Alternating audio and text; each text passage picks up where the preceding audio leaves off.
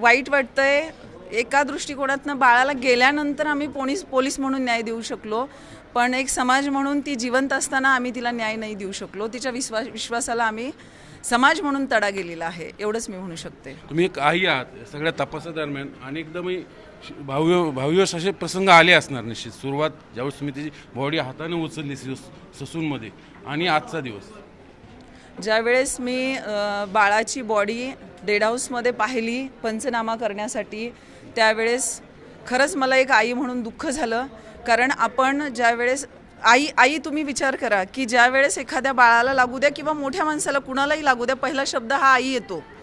ते बाळ की ज्याला टोचल्यानंतर साधं की किती वेदना होतात त्याची जाणीव आणि इतकी तीव्रतेने झाली. आणि ते बाळ ज्याच्यावरती इतके अत्याचार केलेले होते, लैंगिक अत्याचार, तिच्या बाळाच्या तोंडामध्ये तिचीच लेगिन कोंबलेली होती. पूर्ण बॉडीवरती तिच्या लैंगिक अत्याचार केलेल्याचे सगळे खुणा होत्या सगळ्या. ते पाहून खूप वाईट वाटलं होतं त्यावेळेस. आज न्याय मिळाला. बाळाला गेल्यानंतर न्याय मिळाला असं मी म्हणेन. समाजाला काय आव्हान कराल? समाजाला मी एवढंच सांगेन की ही जी प्रवृत्ती आहे ही अत्यंत घाणेरडी किळसवाणी प्रवृत्ती आहे.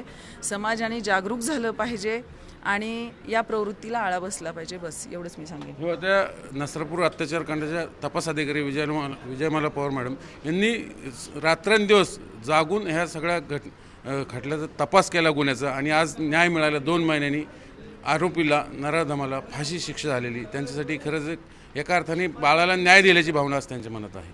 व्हिडिओ जर्नलिस्ट विकी कांबळेसह चंद्रकांत फुंदे, जे मीडिया पुणे.